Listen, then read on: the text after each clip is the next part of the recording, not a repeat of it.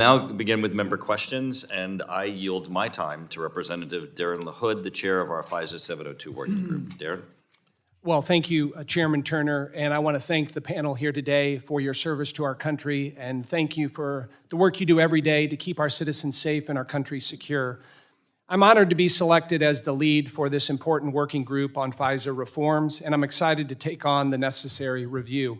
I concur with Chairman Turner that FISA, and specifically the authorities in Section 702, provide our intelligence community with an invaluable and irreplaceable tool that supports our national security apparatus in the fight against our foreign adversaries.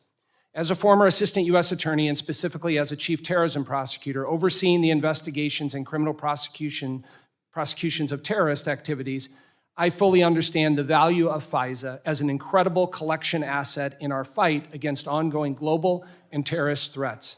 This committee has been briefed countless times on the many successes directly attributable to our 702 collection authorities, some of which, Director Haynes, you highlighted in your opening remarks. And I would also comment, I know General Nakasone last month, or I guess in January, you spoke to the Privacy and Civil Liberties Oversight Board on the value of 702. In that speech, you talked about this authority provides the U.S. government with irreplaceable insights, whether we are reporting on cybersecurity threats, counterterrorism threats, or protecting U.S. and allied forces. FISA Section 702 has helped us understand the strategic intention of the foreign governments we are most interested in, including the PRC, Russia, Iran, and North Korea. Unfortunately, there are far too many members of Congress on both sides of the aisle that question whether the executive branch can be trusted with this powerful tool. And that's because of in the past and currently there's been abuses and misuses of 702 by the FBI. From where I sit today, I believe that a clean legislative reauthorization of 702 is a non-starter. To reiterate what the chairman said, you must first acknowledge that a problem exists before we can formulate meaningful reforms to build back trust and confidence in the FISA process. Director Wray, I want to start with you and ask, are you willing to acknowledge that the FBI has committed abuses and violations in its use of FISA, and is that defensible? Well, first off, no violations are defensible, in my view. It's important to distinguish, as I think both the ranking member and the chair may have, between things that happen with Title I FISA, for example, that were at issue in the Inspector General report related to the Crossfire Hurricane matter, which, as I've said before, describes conduct that I consider totally unacceptable and unrepresentative of the FBI, and we implemented all sorts of reforms that I could go into on that. Then over on the 702 side, there have been compliance incidents that have to be addressed, and we have taken all sorts of steps that I could walk the committee through here to address that issue. And what's important to note about that is that all of the reports to date that have been shared with the public and I think with the Congress about 702 compliance issues all predate, that is the conduct at issue, predate all these reforms, which is why it's so important for me to be able to let the committee know, and this will be coming in more detail in the next OD&I report that comes out in late April, I think it is, that we have now seen a 93% decrease year over year from 21 to 22 in the number of U.S. person queries made by the FBI. And that's not just an aberration of that 1 year. If you compare it to 2020, so the year before that, it's about an 85% increase. So it's a dramatic increase in the judiciousness with which our people are running their queries. And we are absolutely committed to making sure that we show you, the rest of the members of Congress and the American people, that we're worthy of these incredibly valuable authorities. Well, I appreciate you mentioned that. I would say because of a number of these abuses and non-compliance issues with the FBI, would you agree that the FBI has a trust issue with the American public and specifically with members of Congress? Well, certainly, anytime we have anybody who has a trust issue with us, we want to try to address it. I think when I look at the American people more broadly, I think a lot of it is reaction to specific cases and things here and there, but I will tell you that I see the American people showing up in droves to come work at the FBI. Putting that to the side, putting that to the side, we clearly have work to do, and we're eager to do it with this committee to show that we can be worthy stewards of these important authorities. And so if there are questions that need to be answered, I understand completely why those questions are being raised. We brought them on ourselves, and I want to make sure that we can show you that we can answer those questions. And how do you give reassurance to the American people that their civil liberties are going to be protected? Well, the changes that I started describing at a high level include all sorts of things. So that's everything from system changes that prevent even inadvertent compliance incidents. That's new safeguards, new approvals, new oversights, all sorts of mandatory enhanced training. I created and stood up an entire new Office of Internal Audit that did not exist at the FBI before, and brought in a former agent who's also a former Big Four accounting firm partner to run that Office of Internal Audit. And that office is focused exclusively on FISA compliance. Ultimately, in the long run, we want that office to take on other kinds of compliance too. But because of the importance of this issue, because of the importance of the concerns that you and others have framed, we've dedicated that Office of Internal Audit to focus exclusively on this important authority and compliance with it. So those are some of the things. Obviously, there's a lot more that I could get into, but I'm sympathetic to the time constraints here. Well, thank you for that. Unfortunately, I believe that the FBI does have a significant trust issue with members of Congress, and that's part of what we'll deal with the working group. And I would say that trust has only been made worse by the recently declassified Section 702 compliance report covering December 2019 through May of 2020.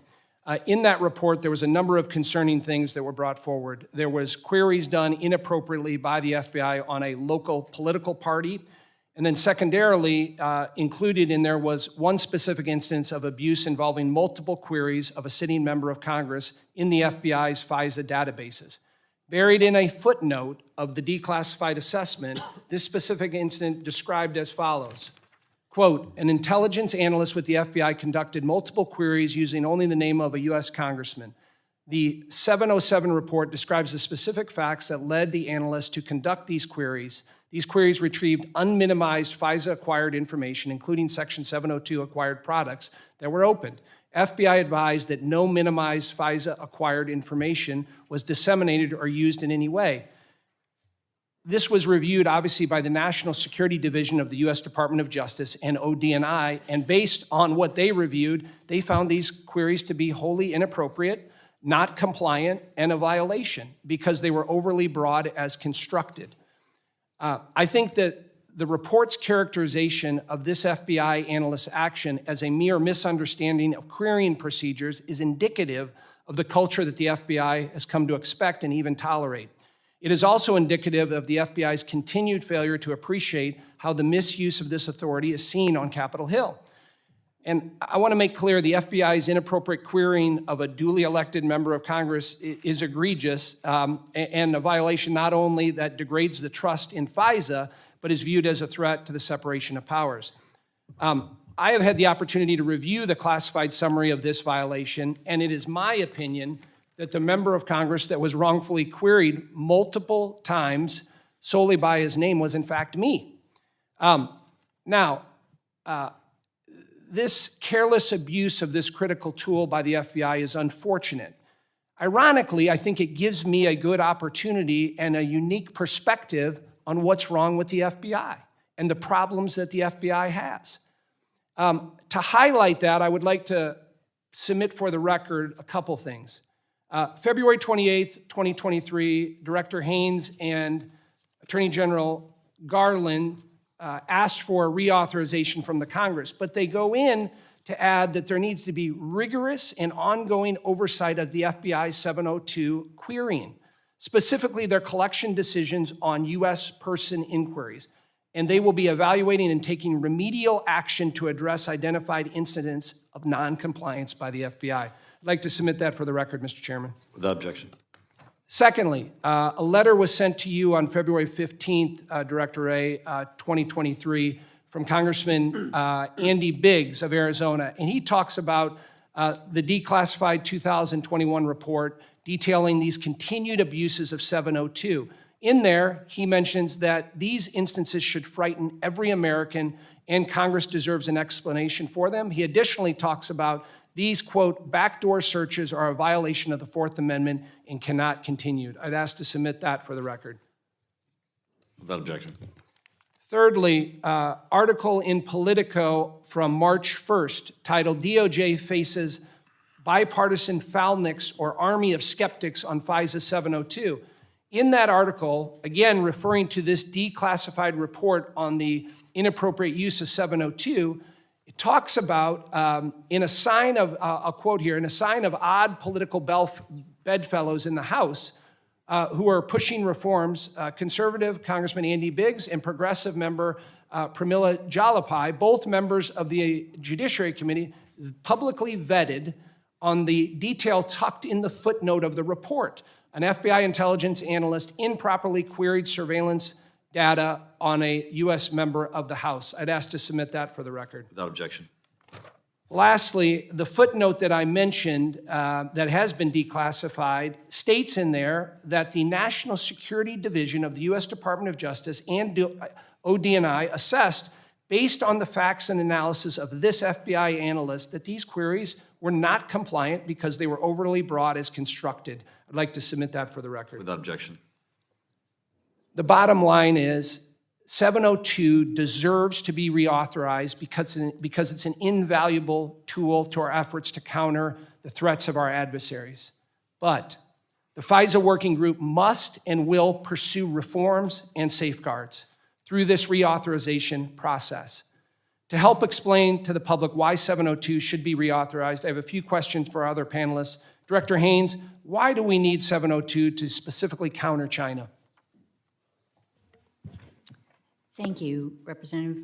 Specifically with respect to China, there are a number of ways in which 702 is crucial. It's crucial in the context of counterintelligence, where we are looking at where it is that China's efforts to send spies into the United States maybe, and what their planning is in relation to it. It is crucial in the context of threats to our, to U.S. victims and to critical infrastructure through cyber, as we've all indicated. It's crucial to understanding a whole range of issues because it is effectively the most sort of effective way for us to gather intelligence against non-U.S. persons outside of the United States.